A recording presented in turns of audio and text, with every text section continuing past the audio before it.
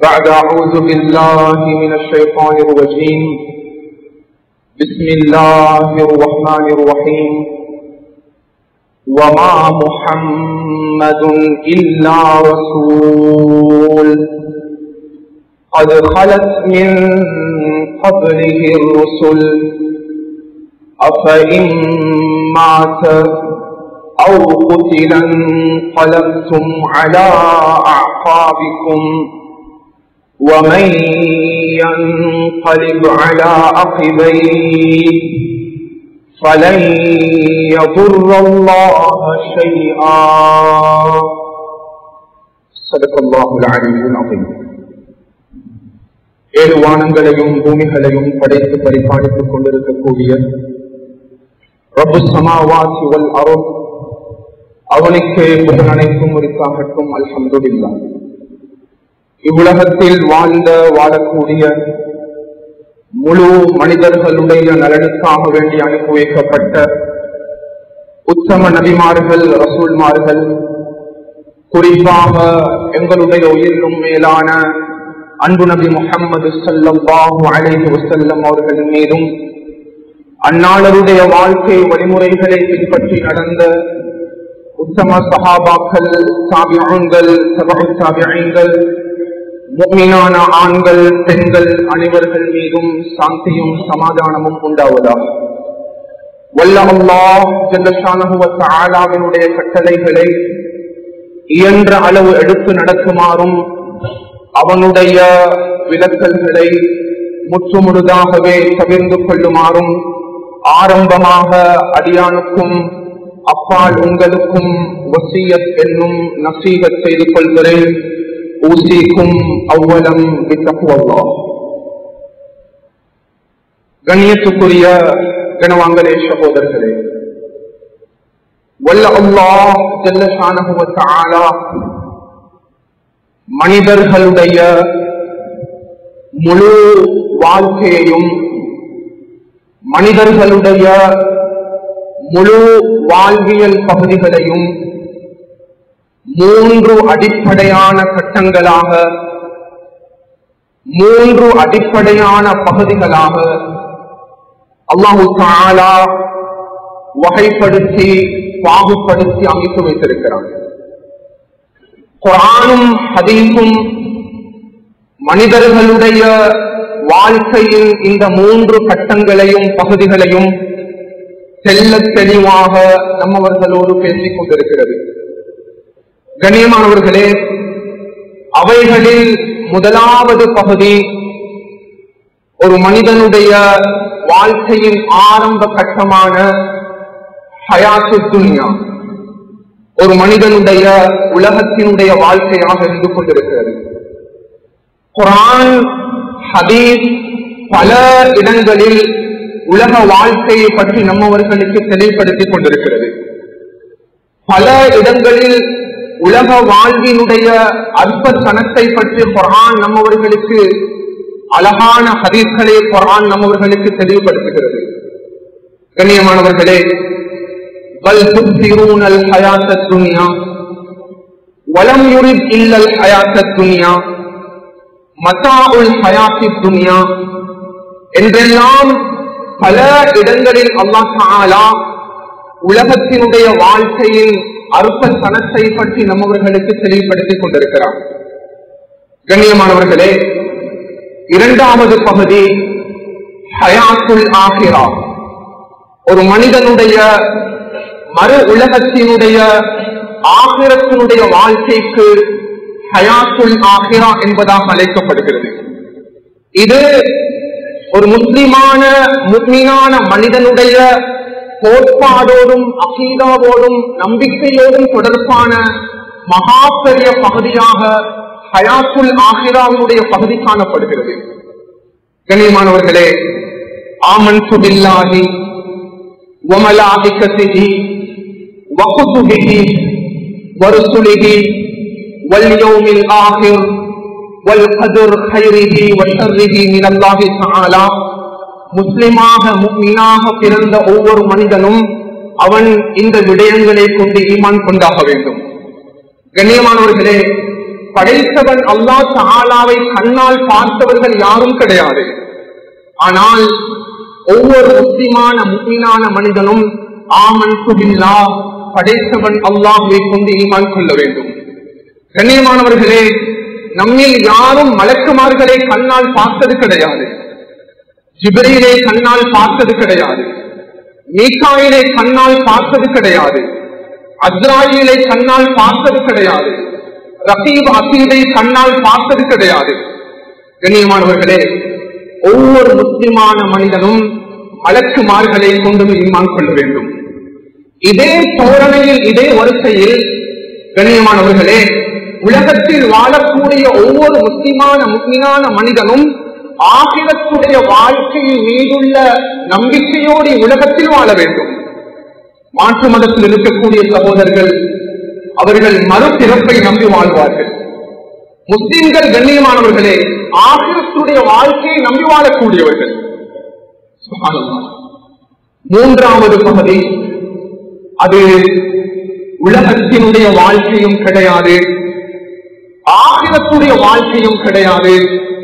கண்ணியமானவர்களே, இந்த இரண்டு வாழ்க்கை பகுதிகளுக்கு மத்தியிலும் காணப்படக்கூடிய ஹயாத்துல் பர்ஸக் எனும் படக்கூடிய வாழ்க்கைக்கு தான் கண்ணியமானவர்களே மூன்றாவது வாழ்க்கையாக குர்ஆன் நம்மவர்களுக்கு முன்வைத்திருக்கிறது. وَمِنْ وَرَائِهِمْ بَرْزَخٌ إِلَى يَوْمِ يُبْعَثُونَ. கண்ணியமானவர்களே, உலகத்தினுடைய வாழ்க்கையும் கிடையாது, ஆகிரத்துடைய வாழ்க்கையும் கிடையாது. இரண்டு வாழ்க்கைக்கு மத்தியில் காணப்படக்கூடிய வாழ்க்கைக்கு ஹயாத்துல் பர்ஸக் என்பதாக குர்ஆன் தெளிவாக நம்மவர்களுக்கு தெளிவுபடுத்தியிருக்கிறது. ஒரு மனிதன் கபரில் அடக்கப்பட்டாலும் சரி, அடக்கப்படாவிட்டாலும் சரி, பர்ஸக்குடைய வாழ்க்கையை அவன் அனுபவிக்க வேண்டும். ஒரு மனிதனுடைய உடல் கிரிமினேட் பண்ணப்பட்டு சாம்பலாகிவிட்டது, அவனுக்கும் பர்ஸக்குடைய வாழ்க்கை இருக்கிறது. ஒரு மனிதன் கடலில் மூழ்கிவிட்டான், அவனுடைய உடலில் எந்த அங்கமும் கிடைக்கவில்லை, அவனுக்கும் பர்ஸக்குடைய வாழ்க்கை இருக்கிறது. ஒரு மிருகம் ஒரு மனிதனை குதிரை சாப்பிட்டு விட்டது, உடம்பினுடைய எந்த பாகமும் கிடைக்கவில்லை. கண்ணியமானவர்களே, அந்த மனிதனுக்கும் ஹயாத்துல் பர்ஸக் இருக்கிறது. அது கபரில் தான் அடக்கப்பட வேண்டும் என்ற எந்த தேவையும் கிடையாது. எனவே குர்ஆனும் ஹதீஸும் கண்ணியமானவர்களே அன்பு நபியுடைய உம்மத்தாளர்களுக்கு மனிதர்களுடைய வாழ்க்கையை தெல்ல தெளிவாக மூன்று பகுதிகளாக, மூன்று கட்டங்களாக வகைப்படுத்தி பாகுபடுத்தி தெளிவுபடுத்தியிருக்கிறது. கண்ணியமானவர்களே, இந்த மூன்று விதமான வாழ்க்கை காலப்பகுதியிலையும் சுப்ஹானல்லாஹ் நாம் நம்முடைய உலகத்தினுடைய வாழ்க்கை காலத்தை ஆகிரத்துடைய வாழ்க்கையோடு ஒப்பிட்டு பார்க்கக்கூடிய சந்தர்ப்பத்தில் கண்ணியமானவர்களே அல்லாஹ் தஆலா உலகத்தினுடைய வாழ்க்கையை அன்பு நபியுடைய உம்மத்தாகிய நம்மவர்களுக்கு குறுகிய கால சுருக்கமான வாழ்க்கை பகுதியாக கொடுத்திருக்கிறார். ஆகிரத்துடைய வாழ்க்கை என்பது முடிவே இல்லாத எல்லதான லைஃப். அன்புக்குரியவர்களே, அதே தருணத்தில் ஒரு முஸ்லிமான மனிதன் தன்னுடைய உலகத்தினுடைய வாழ்க்கையை அவன் வருந்தக்கூடிய வாழ்க்கையோடு ஒப்பிட்டு பார்க்கக்கூடிய சந்தர்ப்பத்தில், அவனுடைய வாழ்க்கையோடு ஒப்பிட்டு பார்க்கக்கூடிய சந்தர்ப்பத்தில் கண்ணியமானவர்களே அந்த தருணத்திலும் உலகத்தினுடைய வாழ்க்கையை அல்லாஹ் தஆலா ஆக சுருக்கமான குறுகிய கால ஷார்ட் வாழ்க்கையாக கொடுத்திருக்கிறார். நபிமார்கள் அன்பு நபியவர்களும் சஹாபாக்களும் 1400 வருடங்களாக வருந்தக்கூடிய வாழ்க்கையை அனுபவித்துக் கொண்டிருக்கிறார்கள். நபிமார்கள் ரசூல்மார்கள் நபி ஆதமாக இருக்கலாம், நபி நூஹாக இருக்கலாம், நபி மூசாவாக இருக்கலாம், நபி ஈசாவாக இருக்கலாம். அன்புக்குரியவர்களே, 1000 வருடங்களாக அந்த நபிமார்கள் அவர்களுடைய உம்மத்தாளர்கள் அவர்கள் வருந்தக்கூடிய வாழ்க்கையை, அவருடைய வாழ்க்கையை அனுபவித்துக் கொண்டிருக்கிறார்கள். எனவே அல்லாஹ் தஆலா நம்மவர்களுக்கு சுருக்கமான வாழ்க்கை காலத்தை கொடுத்திருக்கிறார். பல மிம்பர் மேடைகளில் ஹுத்பாக்களில் நாம் கையெழுத்திருக்கிறோம், பல ஜனாஸா பயான்களில் அடிக்கடி நாம் கேட்டிருக்கிறோம். அன்புக்குரியவர்களே, அன்பு நபியவர்கள் தன்னுடைய உம்மத்தாளர்களுக்கு தெல்ல தெளிவாக என்னுடைய உம்மத்தினுடைய ஆயுள் காலம் எவ்வளவு என்பதாக ரசூலுல்லாஹ் அவர்கள் தன்னுடைய உம்மத்துக்கு தெளிவுபடுத்தியது போன்று இந்த உலகத்தில் வாழ்ந்த எந்த நபிமார்களும் ரசூல்மார்களும் அவருடைய உம்மத்தார்களுக்கு தெளிவுபடுத்தவில்லை. அடிக்கடி நாம் கேள்விப்பட்டிருக்கிறோம். நசாயில் பதிக்கப்படக்கூடிய ரிவாயத், என்னுடைய உம்மத்தாளர்களுடைய ஆயுட்காலம், என்னுடைய உம்மத்தாளர்கள் இந்த உலகத்தில் எவ்வளவு காலம் வாழப்போகிறார்கள்,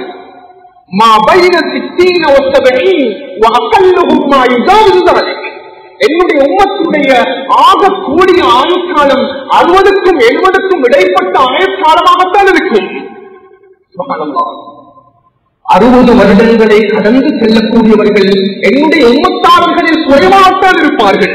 70 வயதை கடந்து செல்லக்கூடியவர்கள் என்னுடைய உம்மத்தாளர்களில் குறைவாகத்தான் இருப்பார்கள். ரசூலுல்லாஹ்வுடைய வாயிலிருந்து வரக்கூடிய ஒவ்வொரு வார்த்தையும் அது வஹ்யாகத்தான் இருக்கும்.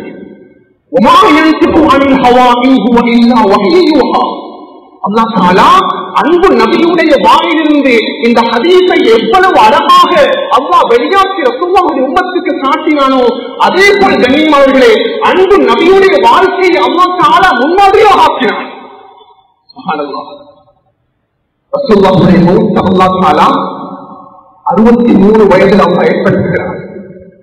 கண்ணியமானவர்களே ஆச்சரியம் என்ன தெரியுமா? நான் சஹீஹ் புகாரியில பதிவு செய்யப்படக்கூடிய ரிவாயத், இந்த ஹதீஸை படிக்கும் பொழுது அது ஒரு வித்தியாசமான உணர்வை கொடுத்தது. கண்ணியமானவர்களே அல்லாஹ் தஆலா அன்பு நபியினுடைய ரூஹை 63 வயதில் கைப்பற்றினான். அல்லாஹ் அக்பர். அதே 63 வயதில் தான் அன்பு நபியுடைய தோழரான அபூபக்கர் ரலியல்லாஹு அன்ஹுடைய ரூஹையும் கைப்பற்றினான். அதே 63 வயதில் தான் அன்பு நபியுடைய இன்னொரு தோழரான உமர் இப்னு கத்தாபுடைய ரூஹையும் அல்லாஹ் கைப்பற்றினான். அதே வயதில் தான் 63 வயதில் தான் அலி ரலியல்லாஹு அன்ஹுடைய ரூஹையும் அல்லாஹ் கைப்பற்றினான். கண்ணியமானவர்களே மிம்பர் மேடையில் இருந்து கொண்டு முஆவியா இப்னு அபீ சுஃபியான் ரலியல்லாஹு அன்ஹு குத்பா செய்து கொண்டிருக்கிறார்கள். கையில் அசாக்கோல் இருக்கிறது. குத்பா செய்து கொண்டு போகும் பொழுது கூறினார்கள், சஹாபாக்களே என்னுடைய வயதில் 63வது வயதை நான் அடைந்து விட்டேன். உங்களுக்கு தெரியும் ரசூலுல்லாஹ் அவர்களுடைய மரணமும் 63 வயதில் வந்திருக்கிறது. அபூபக்கருடைய மரணமும் 63 வயதில் தான். உமருடைய மரணமும் 63 வயதில் தான். அலி இப்னு அபீ தாலிபுடைய மரணமும் 63 வயதில் தான். அன்புக்குரிய சஹாபாக்களே ஆட்சி என்னுடைய கையில் இருந்த போதிலும் நான் இந்த மிம்பர் மேடை வைத்து கூறுகிறேன், முஆவியா அவர்கள் கூறினார்கள், இந்த 63 வயதில் நான் இருக்கும் பொழுது எனக்கும் இந்த 63 வயதில் என்னுடைய மௌத்து வாழ்த்து நான் விரும்புகிறேன் சொன்னாங்க.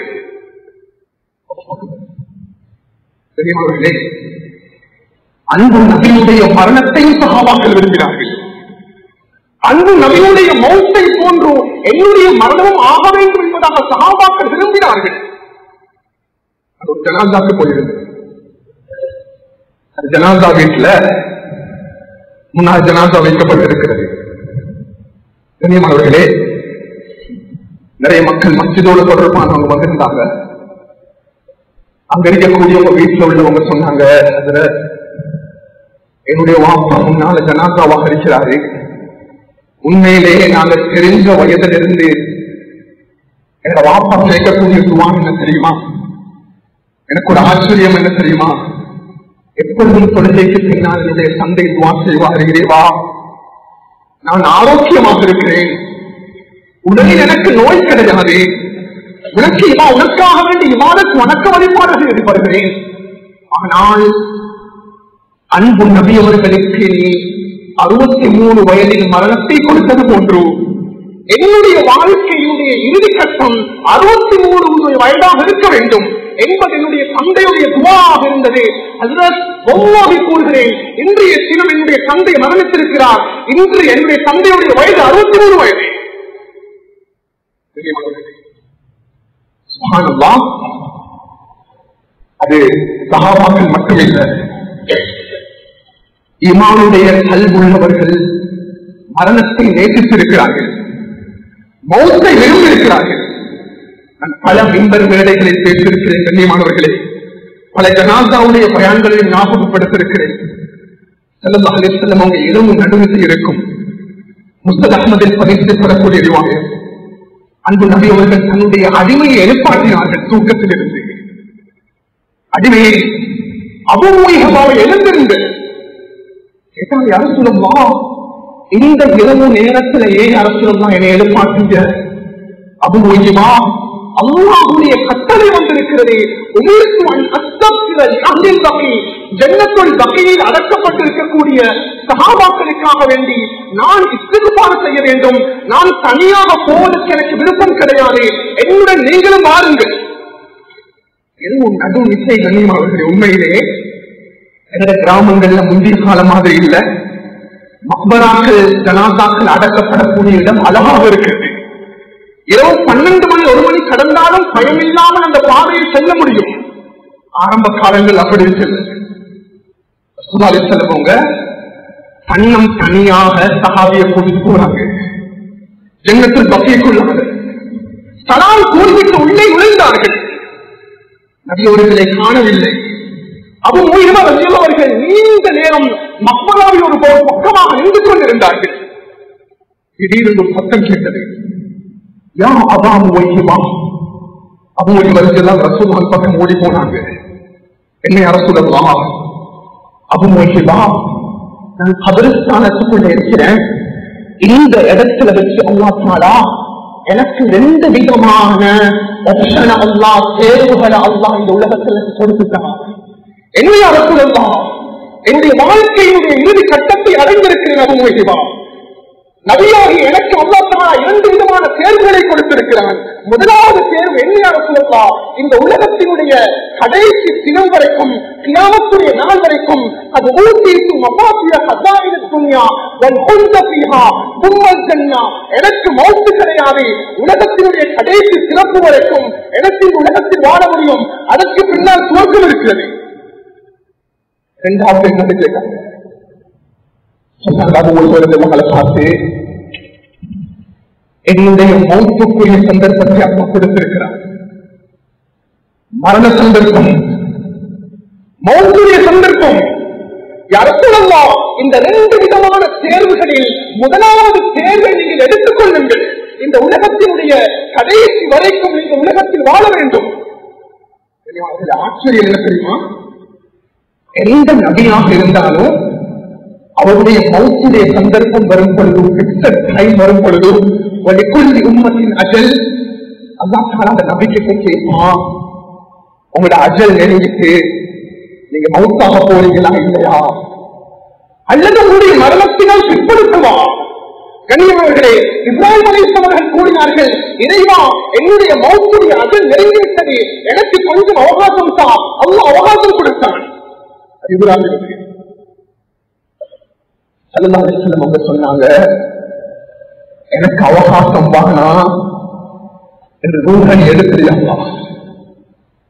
கண்ணியமானவர்களே, வரலாற்றில் சமீபத்திய தருகிறது 63 வயதும் 4 தினங்களும் அல்லாஹ் தஆலா அந்த நபியுடைய முபாரக்கான உடம்பிலிருந்து ரசூலுல்லாஹ்வுடைய ரூஹை அல்லாஹ் கலக்கினான்.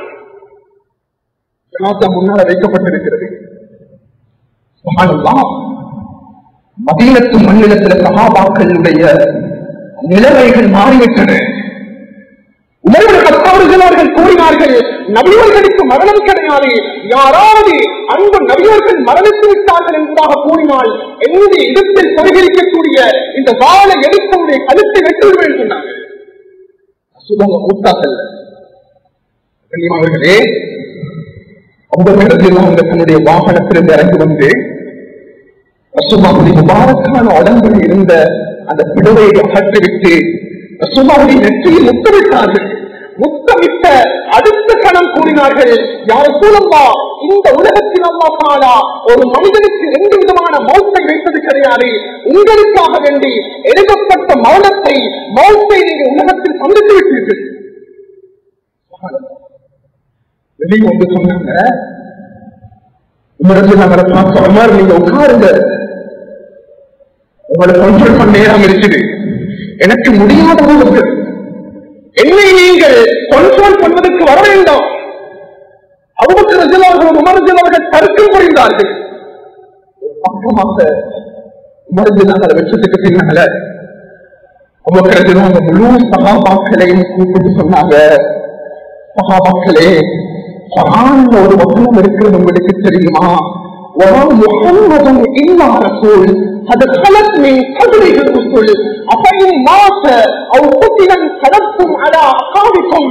இந்த உலகத்தில் எத்தனையோ நபிமார்கள் ரசூல்மார்கள் வந்து கொண்டிருக்கிறார்கள், ஒருத்தர் உலகத்தில் கிடையாது.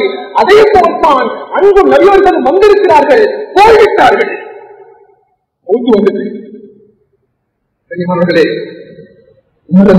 தன்னுடைய 2 கால்களும் மடிந்து கீழே விழுந்தார்கள். 2 கால்களும் மடிந்து கீழே விழுந்தார்கள். அன்பு நபியுடைய மௌத்து நிச்சயமாகிவிட்டது. உலமாக்கள்கிட்ட கேளுங்க, உண்மையிலேயே 60 வருட வாழ்க்கை, 70 வருட வாழ்க்கை, 60 வருட வாழ்க்கை, 70 வருட வாழ்க்கை என்பதாக எத்தனையோ பயான்கள் இந்த சீரத்துடன் கேட்டிருக்கிறோம். எங்களுக்கு தெரியுமா, அல்லாஹ் தஆலா நபி ஆதமுக்கு மாத்திரம் ஆதமுடைய பிச்சனங்கள், ஆதமுடைய ஆரம்ப வாழ்க்கை 1000 வருஷ வாழ்க்கை அல்லாஹ் கொடுத்தார். நபி ஆதமுடைய வரலாறு என்ன தெரியுமா? 1000 வருடம் வாழ்க்கை கண்ணியமானவர்களே. நபி நூஹுடைய ஆயுள் காலம் தெரியுமா? குர்ஆன் பேசுகிறது, ஆயிரம் வருஷத்துல 50 வருடத்தை கழிங்க, 950 வருடங்கள் உலகத்தில் தாவம் செய்திருக்கிறார்கள். வரலாற்று ஆசிரியர்கள் தெளிவுபடுத்துவாங்க, பாருங்க, நபி நூஹுடைய தாவத்துடைய காலம் மட்டும்தான் 950 வருஷம். நபி நூஹுடைய ஆயுள் காலம் உங்களுக்கு தெரியுமா? 1800க்கும் மேற்பட்ட வருடங்கள் வாழ்ந்திருக்கிறார்கள். நபி இத்ரீஸ் அலைஹிஸ்ஸலாம் 850 வருடங்களுக்கு மேல் வாழ்ந்திருக்கிறார்கள். நபி மூசா அலைஹிஸ்ஸலாம் 450 வருடங்களுக்கு மேல் வாழ்ந்திருக்கிறார்கள். நபி இப்ராஹிம் அலைஹிஸ்ஸலாம் 800 வருடங்களுக்கு மேல் வாழ்ந்திருக்கிறார்கள். நபி இஸ்மாயில் அலைஹிஸ்ஸலாம் 130 வருடங்களுக்கு மேல் வாழ்ந்திருக்கிறார்கள். நபி யூசுப் அலைஹிஸ்ஸலாம் 140 வருடங்களுக்கு மேல் வாழ்ந்திருக்கிறார்கள். ரசூலுல்லாஹி உம்மத்துடைய ஆயுட்காலம் எவ்வளவு? வெறுமனே 60க்கும் 70க்கும் இடைப்பட்ட ஆயுட்காலம் தான். ஒரு அழகான உதாரணம் சொல்லுவாங்க. நபி நூஹ் அலைஹிஸ்ஸலாம் அவர்கள் பாதையில் நடந்து கொண்டு போனாங்க. ஒரு அழுகை சத்தம் கேட்கிறது. சலாம் சொன்னாங்க. ஒரு தாய் அழுது கொண்டு இருக்கிறார். கேட்டாங்க, தாயே, நீங்க ஏன் அழுவுறீங்க? அந்த தாய் நபி நூஹ் அலைஹிஸ்ஸலாம் அவங்களுக்கு பதில் சொன்னாங்க, நபியே, என்னுடைய மகன் வஃபாத்தாகிவிட்டான். உன்னுடைய மகனுடைய வயது என்ன? நபி நூஹை பார்த்த தாய் பதில் கூறினாள், என்னுடைய மகனுடைய வயது 300 வயது. என்னுடைய சிறிய மகனுக்கு அவனுக்கு மரணம் ஏற்பட்டுவிட்டது. அந்த தாயை கன்சல்ட் பண்ணினாங்க, ஆறுதல் படுத்த ஆரம்பித்தார்கள். தாயே, உங்களுக்கு தெரியுமா, பின்னால் உம்மத்து வரப்போகுது. அந்த உம்மத்து வந்து உம்மத்தை முகம்மது, அந்த உம்மத்தாருடைய ஆயுட்காலம் உங்களுக்கு தெரியுமா? அந்த காலப்பகுதியில் நீங்கள் வாழ்ந்தால் என்ன செய்வீர்கள்? 60 வருஷம் கூட கிடக்காது. அந்த பெண் பதில் கூறினா,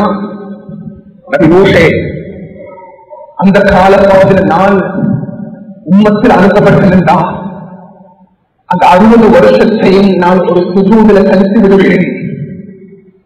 60 வருடத்தையும் ஒரு சுஜூதில் கழித்து விடுவேன். கண்ணியமானவர்களே, அவ்வளவு நீண்ட கால ஆயுள் கொடுக்கப்பட்டவர்கள், முன்னாள் காலத்தில் வாழ்ந்த சமுதாயத்தவர்கள். கண்ணியமானவர்களே, ஒரு விடயத்தில் நாங்கள் புரியணும். அது சஹாபாக்களாக இருக்கலாம், சஹாபா பெண்மணிமார்களாக இருக்கலாம், சலப்பு சாலிஹீன்களாக இருக்கலாம். எப்பொழுதும் அவர்கள் ஆகிரத்துக்காக வேண்டி தன்னை தயார்படுத்தியிருக்கிறார்கள், மரணத்துக்காக வேண்டி தன்னை தயார்படுத்தியிருக்கிறார்கள், கபருடைய வாழ்க்கைக்காக வேண்டி தன்னை தயார்படுத்தியிருக்கிறார்கள். பெண்களோடு நாங்கள் பகிர்ந்து கொள்ளணும். ரசூலுல்லாஹ் சக்கராத்தில் இருக்கிறாங்க. கனிமார்களே, பாத்திமா ரலியல்லாஹு அன்ஹா கூப்பிட்டாங்க. பாத்திமா ரலியல்லாஹு அன்ஹா அழகான பெற்றிருக்கிறார்கள். மறுபடியும் கூப்பிட்டாங்க. பாத்திமா சிரிக்கிறார்கள். இந்த காட்சியை தூரத்தில் இருந்து கொண்டு ஆயிஷா ரலியல்லாஹு அன்ஹா அவதானித்துக் கொண்டிருந்தார்கள். கேட்டாங்க, பாத்திமா, ஏன் நீங்க முதலாவது அழுதுங்க, இரண்டாவது ஏன் நீங்க சிரிச்சீங்க? ஆயிஷா, என்னுடைய தந்தை என்னை அழைத்து கூறினார், பாத்திமா என்னுடைய மரணத்தினுடைய சந்தர்ப்பம் வந்துவிட்டது. ரகசியமாக சொன்னாங்க. இதை நினைச்சு நான் அழ ஆரம்பிச்சேன். சரி, நீங்க ஏன் சிரிச்சீங்கன்றத சொல்லுங்க. கண்ணியமானவர்களே, பாத்திமரத்தில் நாங்க சொன்னாங்க, என்னுடைய தந்தை நபியவர்கள் மறுபடியும் அழைத்து கூறினார்கள், பாத்திமா, நான் மரணிப்பதற்கு பின்னால், நான் வபாத்தாகினதற்கு பின்னால் என்னுடைய குடும்பத்தில், என்னுடைய உறவுகளில் முதலாவதாக என்னை வந்து சந்திக்கக்கூடிய, மரணத்தை சந்திக்கக்கூடிய, மௌத்தை சந்திக்கக்கூடிய முதலாவது பெண் நீயாகத்தான் இருப்பாய். அப்பன் வாகலின் எந்தாவும் பாத்திமரத்தில் சொன்னாங்க, என்னுடைய மௌத்தை நினைச்சு நான் சந்தோஷம் அடைஞ்சேன், என்னுடைய மரணத்தை நினைத்து சந்தோஷம் அடைந்தேன். நாம் பெண்களுடன் பகிர்ந்து கொள்ள வேண்டும். ரசூலுல்லாஹ் மரணிக்கும் பொழுது ஆயிஷாவுக்கு வெறுமனே 18 வயது தான். 18 வயதில் இருந்த ஆயிஷா ரலியல்லாஹு அன்ஹா என்னோட பெண் குழந்தைகளுக்கு நாம் திருமணம் பேசக்கூடிய வயது சொன்னார்.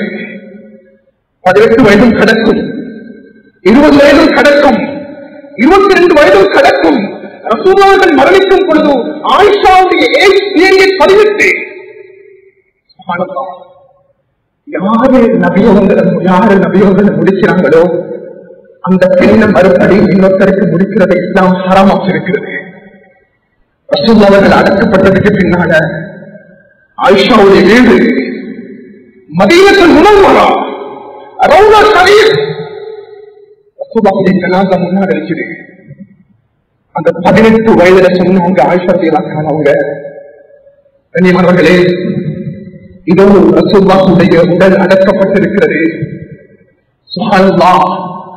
அதற்கு அடுத்ததாக இருக்கக்கூடிய இந்த இடம், ரசூலுல்லாஹுடைய ரௌதா ஷரீஃபோடு ஒட்டிருக்கக்கூடிய இந்த இடம், புரிந்து கொள்ளுங்கள் சஹாபாக்களே, அது என்னுடைய ஜனாஸா அடக்கப்பட வேண்டும், என்னுடைய கபராக இருக்க வேண்டும். கண்ணியமானவர்களே, 18 வயது இருக்கக்கூடிய ஆயிஷா அந்த வயதை தன்னுடைய கபருடைய இடத்தை ஒதுக்கி வைக்கிறார்கள். எவ்வளவு உயமாக இருக்க வேண்டும். உண்மையிலேயே ஒரு ஜனாஸா ஏற்பட்டிருந்தால் அந்த குளிப்பாட்டி மஸ்ஜிதை கொண்டு வந்து தொலைவிச்சு என்னோட உடம்புல வச்சுக்கொண்டு கபர்ஸ்தானத்தை கொண்டு போய் கண்ணியமானவர்களே ஜனாஸாவை அடக்குவாங்க. உண்மையிலே எங்களை கல்வியில நாங்க மனசுல கை வச்சு பார்ப்போம். இது நிமிடத்துல நான் பேசுறேன். கண்ணியமானவர்களே, 15 நிமிடம் கடக்கும் பொழுது அந்த மக்பராவுக்குள் தான் 15 நிமிடங்கள் கடக்கும் பொழுது எங்களுக்கு நின்று கொண்டிருக்கிற சேலா அரை மணித்தியாளர்கள் கடக்கும் பொழுது அந்த கபர்ஸ்தானத்துக்குள்ளால் ஜனாஸாவுக்கு முன்னால் நிற்க முடியாது. எங்களுக்கு வந்திருக்கிற ஆலிசா கொஞ்சம் ஒரு நசீகத் பயான் செஞ்சுட்டாருண்டா, அது ஒரு 20 நிமிஷம் ஆகிட்டுண்டா, அது ஒரு அரை மணித்தியாளர்கள் கடந்து விட்டான். என்ன ஹஜ்ரத் பயானை கூட்டிட்டாரு. எங்களுக்கு இதுக்குள்ள இருக்கிறது கேளா, எங்களுக்கு இந்த இடத்துல இருக்கிறது கேளா. எங்களுடைய தாய் தகப்பன் மரணித்தாலும் கூடினால் 2 மாதங்கள் கபரிஸ்தானத்துக்கு போவோம். 3வது மாதம் தந்தையுடைய தாயுடைய மக்பராவுடைய இடங்களே இருக்காது, மறந்து போனாங்க. அல்லாஹ் அக்பர். பல வருடங்கள் கபர்ல போய் வாழ போறாங்க, பல வருடங்கள் வாழ போகிறோம். அது 60 வருஷம் இல்ல, 70 வருடங்கள் அல்ல, 100 வருடங்கள் அல்ல, 1400 வருடங்கள் சஹாபாக்கள் நபியர்கள் வாழ்ந்து கொண்டிருக்கிறார்கள்.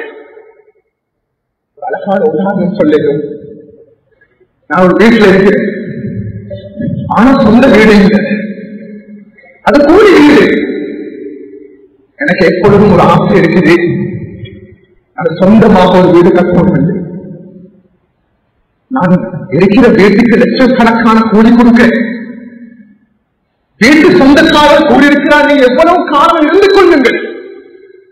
ஆனா எந்த உள்ளத்துல வீட்டுல மனைவி குழந்தைகள் பாப்பா ஒரு சொந்த வீடு கட்டினா நல்லா இருக்கிறேன். கண்ணியமானவர்களே, நாம் புரிந்து கொள்ள வேண்டும். இந்த உலகத்தினுடைய வாழ்க்கை இது கூலி வீட்டை போன்று, உலகத்தினுடைய வாழ்க்கை கூலி வீட்டை போன்று, ஆகிரத்துடைய வாழ்க்கை கபருடைய வாழ்க்கை நிரந்தரமான வீட்டை போன்று. எந்த சந்தர்ப்பத்தில் வீட்டில் இருந்து அந்த வீட்டினுடைய சொந்தக்காரர் என்ன எதிர்பார்க்குவார் என்பது தெரியாது. எந்த நேரத்தில் அல்லாஹ் தஆலா என்னுடைய ரூஹை கைப்பற்றுவார் என்று எனக்கு தெரியாது. அது 50 வயதாக இருக்கலாம், 25 வயதாக இருக்கலாம், 30 வயதாக இருக்கலாம். உடலில் ஆரோக்கியம் இருக்குது என்பதாக பெருமைப்பட முடியாது, பணம் இருக்குது என்பதாக பெருமை அடிக்க முடியாது, வாகனங்கள் இருக்குது என்பதாக பெருமை அடிக்க முடியாது. உம்மத்தின் அஜல், உம்மத்தின் அஜல். என்னுடைய ரூஹுடைய சந்தர்ப்பம் வந்துவிட்டால் நான் அவருடைய வாழ்க்கைக்காக வேண்டி தயாராக வேண்டும்.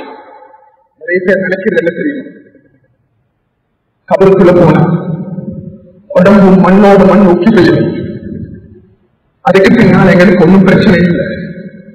இன்னும் சிலவங்க நினைக்கிறது சுவர்க்க நரகத்துக்கு நீண்ட நாட்கள் இருக்கிறது. கண்ணியமானவர்களே, அவருடைய வாழ்க்கை என்பது தனித்துவமான வாழ்க்கை, உலகத்தினுடைய வாழ்க்கையை விட பல மடங்கு நீளமானது. அவருடைய வாழ்க்கையினுடைய அந்த நீளத்தை நாம் புரியாமல் இருக்கிறோம். ஒரு நைட் கூட வீட்டில் இருளில் நாம் இருக்க முடியாது. ஒரு மனுஷியாளன் கூட ஒரு டோர் க்ளோஸ் பண்ணிட்டு வீட்டுக்குள் இருக்கிறார். அவருடைய வாழ்க்கை என்பது நீண்ட கால வாழ்க்கை அவங்க கொடுத்திருக்கிறார். ஒரு ஜனாதா முன்னால வைக்கப்பட்டிருக்கிறது. இமாம் ஷாஃபி ரஹ்மத்துல்லாஹி இருக்கிறாங்க. ஒருத்தர் சொன்னாரு, ஈமானோட வாழ்ந்துட்டு போன மனிதர் அல்லாஹ்வுக்கு ரஹ்மத் செய்யட்டும், ஆகிரத்துடைய வாழ்க்கையை ஆரம்ப செஞ்சுட்டாரு.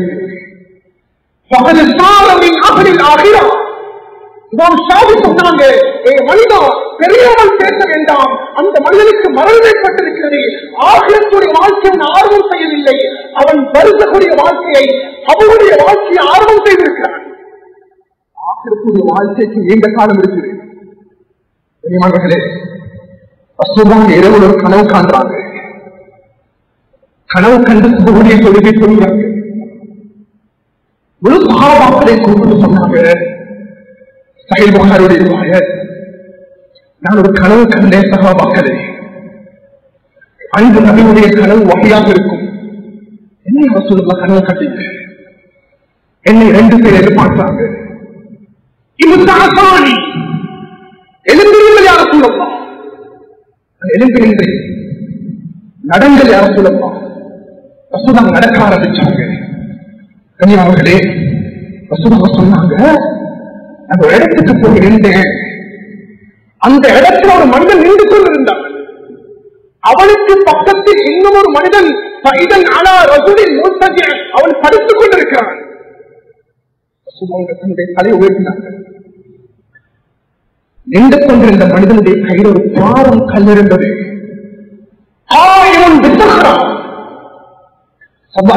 பார்த்துக் கொண்டிருக்கிறார்கள். கண்ணியமானவர்களே, அந்த மனிதன் தன்னுடைய கையில் இருக்கக்கூடிய பாரம் கல்லை தூக்கி படுத்திருக்கக்கூடிய அந்த மனிதனுடைய தலையில் ஓங்கி போடுகிறான்.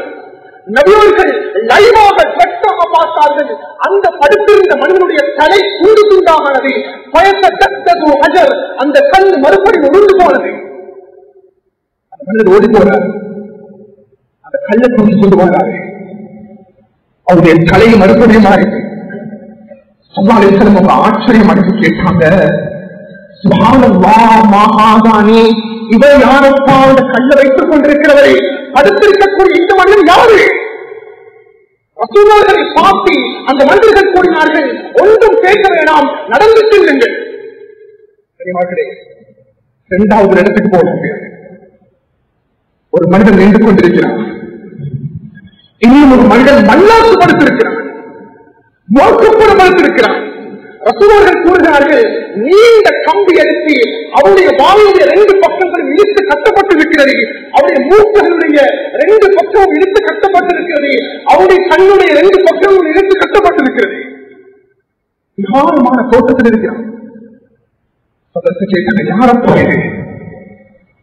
சொன்னாங்க, நடந்து போக கனிமர்களே. நீண்ட ஹதீஸ் 3வது 4வது 5வது 6வது 7வது 7 நிகழ்வுகள் நடந்தது. ரசூலுல்லாஹ் கேட்டாங்க, முதலாவது மனிதன் யாரு தெரியுமா? அவனுக்கு உலகத்தில் வாழக்கூடிய தருணத்தில் அவன் புகழ் தொழுதிருக்கிறான், அசர் தொழுதிருக்கிறான், மகரிப் தொழுதிருக்கிறான், இஷா தொழுதிருக்கிறான். சுபஹுடைய தொழுகையை அவன் தொழுவது கிடையாது.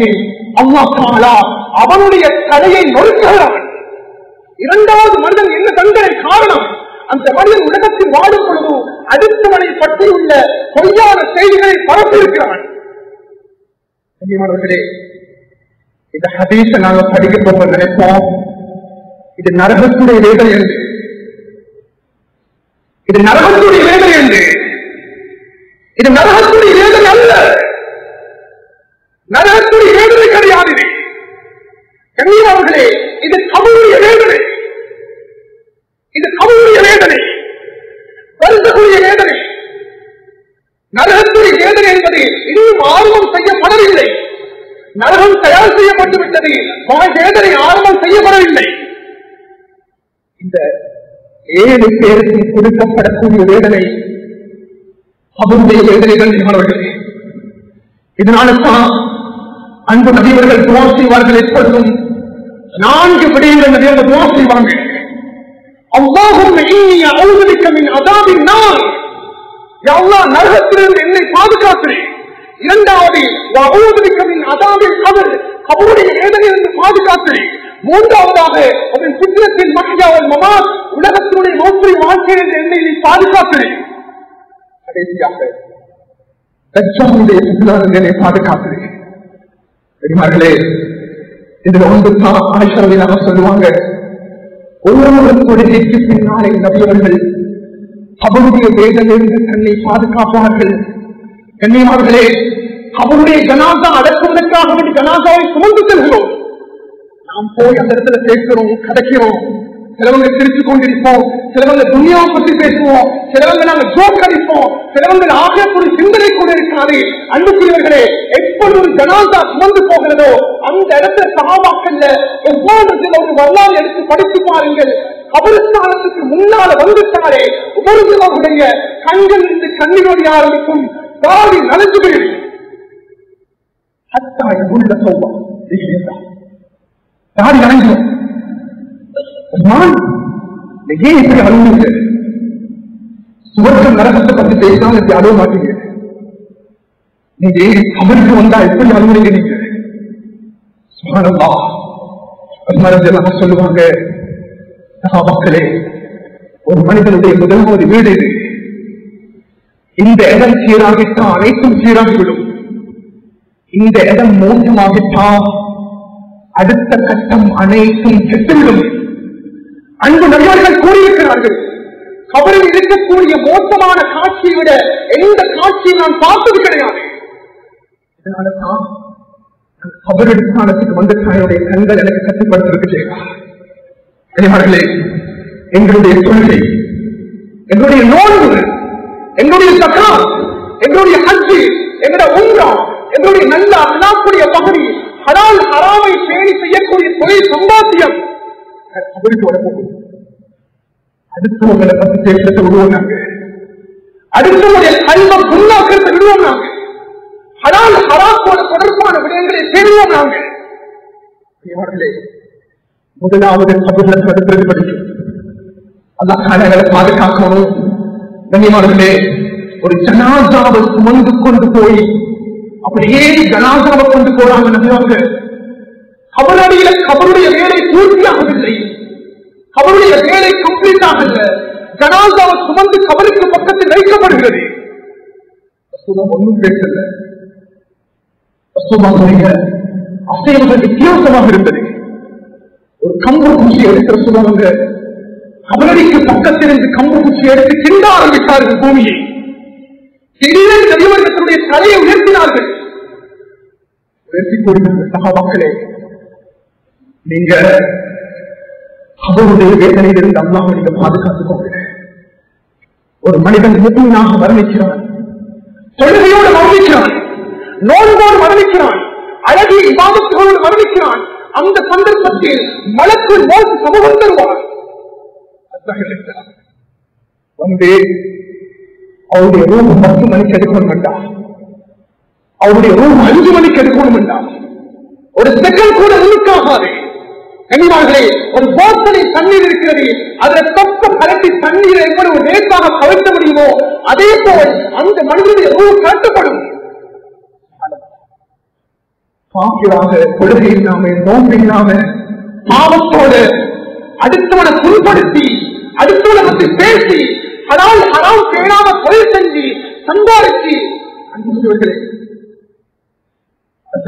பக்கத்துல வந்து அவனோட ரூம கருத்துவாங்க. எப்படி தெரியுமா?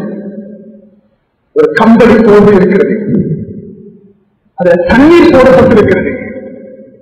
ஒரு கம்பியை போட்டு அந்த கம்பளி போர்வை இழுத்தமல் அதனுடைய பிளவை எவ்வாறு செஞ்சு கொண்டு வந்தோம் அதே போன்று ஒரு மனிதன் பாவத்தோடு மௌத்தாகிட்டான், கொள்கை இல்லா மௌத்தாகிட்டான், சும்மா இல்லா மௌத்தாகிட்டான்.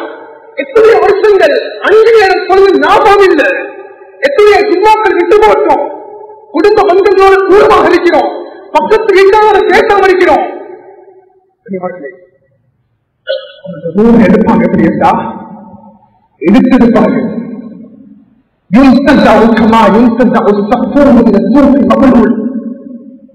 கஷ்டப்படுவோம், வருத்தப்படுவோம். கனிமர்களே, இந்த வாழ்க்கையில நாங்கள் செய்கிற அமல் இபாதத்துகள் மாத்திரம்தான் என கபருக்கு வந்து தரப்போகுது. இந்த உண்மையும் வரமாட்டாங்க, வாக்கும் வரமாட்டாங்க, எந்த வாகனம் வராது, என்னுடைய பணம் வராது, என்னுடைய செல்வம் வராது. நாம் செய்த அமல்கள் மாத்திரம்தான் அவருக்குள்ளால் வந்து அடைய போகிறது. கப்பன் படவையால் போர்த்தப்பட்டு விடுவோம், புது பூச்சிகள் கப்பன் படவைக்குள்ளால் நிறைந்துவிடும்.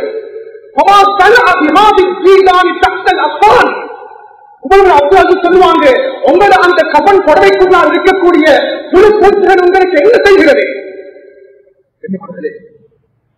ஆரம்பமாக ஒரு ரியாக்ஷன் கபிரிஸ்தானத்தில் நாங்க பார்ப்போம், அதுக்கு பின்னால் ஆகக்கூடிய வாழ்க்கை. அந்த குருவிலே உண்மையிலே முந்தைய காலமாக இல்லை, நான் முடிச்சுக் கொள்வேன். இன்னைக்கு 20 வயதிலே மூச்சு, 10 வயதிலே மூச்சு, நல்லா இருக்கிறார், உடம்புல நோய் வருகிறது, மறைச்சிட்டார், ஆரோக்கியமாக சுற்றிக் கொண்டிருக்கிறார். 42 வயது, 3 குழந்தைகளுக்கு தாய். உடம்பு போய் செக் பண்ணி பார்க்கிறாங்க, ஒன்றும் செய்யலாது. மரணம் என்பது அதிகரித்து விட்டது. வாழ்க்கைக்குரிய பிரயாசனை செய்யக்கூடிய கட்டத்தில் நாங்கள் இருக்கிறோம். அடுத்ததாக நாட்டா, அடுத்ததாக இந்த உறவுகள் தான், அடுத்ததாக என்னுடைய நட்பு தான். இந்த விடயத்தை நாங்கள் உள்ளத்தில் ஆழமாக நாம் பதிவு வச்சுக் கொள்வோம். உண்மையிலேயே இறுதியாக விஷயத்தை ஞாபகப்படுத்திக் கொள்றேன். பல ஜும்மாக்கள் கடந்து போகிறது. மாதத்தில் இருக்கிறோம் அவர்களே, நாங்க மஸ்ஜிதுக்கு நாங்கள் ஜும்மா போடுவதற்காக சமூகம் ஆரம்பித்தோம். கடைகள் மூடப்பட்டிருக்கிறது. எத்தனையோ பிரயாணங்கள் நாங்கள் நாளைக்கு பிற்போடுவோம், எத்தனையோ பிரயாணங்கள் ஜும்மாக்கு பின்னால் ஆச்சிருக்கோம். வந்திருக்கிற ஜும்மாவுடைய தினத்தை ஜும்மாவை பயன்படுத்துறதுக்காக வேண்டி நான் எந்த நிர்வாகத்துல தலைவரோ செயலாளரோ எந்த உறுப்பினர்களோ எனக்கு நீங்க இப்படி பேசுங்கன்னு சொல்ல பேசல. உண்மையிலேயே அந்த ஊருக்குள்ள பல ஜும்மாக்கள் தொடர்ந்து பார்க்கும் பொழுது உண்மையிலே சின்ன குழந்தைகள் ஒரு பக்கம் இருக்கிற அவர்களே, வாலிபர்கள் எத்தனை பேர் இருக்கிறார்கள், வயோதிகர்கள் எத்தனை பேர் இருக்கிறார்கள்.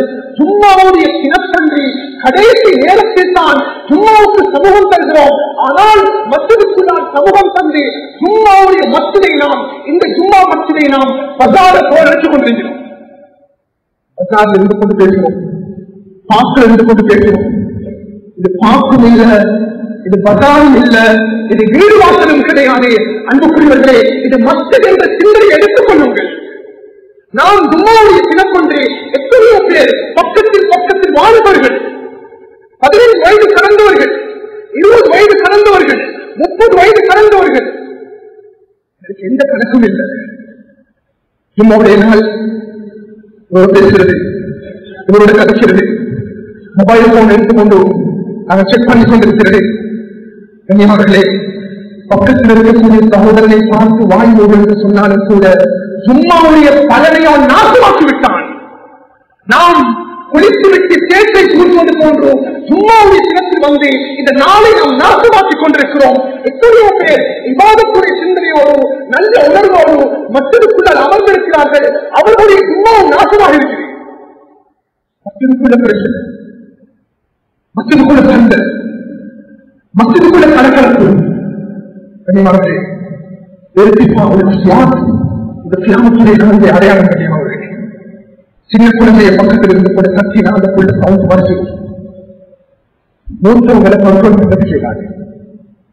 நாங்க இந்த விடயங்களை மனசில் எடுக்கணும். எப்பொழுது நம்ம வீண் விளையாட்டாக இருந்துவிடக்கூடாது. அவ்வளா சோதனை அடைச்சாங்கண்டா எனக்கு சோதனாக இறந்தும் எங்களுக்கு கொமனாக அதற்கான மாணவர்களை பாதுகாக்கவும் எனவே பேசுகிற விடயங்கள் அவசியமான பாவங்களை மன்னிக்க முடியாம அந்த பாவம் செய்த கருத்தில் எங்கிருக்கும் நல்ல மோசமானவர்களை அல்லா, நல்ல அநியாயக்காரர்களை அல்லா, நல்ல என்னுடைய பாவங்களை மன்னிக்க முடியாதா, அந்த அழகான மோசங்களுக்கு தாயாளா, அந்த கபருடைய வாழ்க்கையை பிரகாசமாக்கி தந்திருந்தாங்க, அல்ல கொள்கையோடு மோசாகக்கூடிய சந்தர்ப்பங்களுக்கு தாயாளா, அல்ல நோன்போடு மோசாகக்கூடிய சந்தர்ப்பங்களுக்கு தாயாளா, நம் உறவுகளுக்கு சிறந்த மரணத்தை கொடுத்திருக்கிறதா, மோசமான பாவங்களை விட்டு எங்களை பாதுகாக்கிறாங்களே, மதுபோதைகள் விட்டு எங்களை பாதுகாக்கிறாங்களே, நம் ஊர் மக்கள் வாலிபர்களை பாதுகாக்கிறாங்களே, மஸ்ஜிதுடைய குடும்பங்களை பேணக்கூடிய சந்தர்ப்பம் தந்திரியாங்களா, முதற்சாக்களை பாதுகாக்கிறாங்களா, பாடசாலைகளை பாதுகாக்கிறாங்களே, முஸ்லிம் பெண்களை பாதுகாக்கிறாங்களே, ஈமானுடைய சூழலை வீட்டுக்குள் ஏற்படுத்தாயாங்களா, மஸ்ஜித் லட்சங்களுக்கு மௌத்தத்தாயாங்களா, யாங்களா மதீனத்து மண் லட்சங்களுக்கு மௌத்தத்தாயாங்களா, சுகூர் லட்சங்களுக்கு மௌத்தத்தாயாங்களா, இது துஆவை கபூல் செய்கிறாங்களே.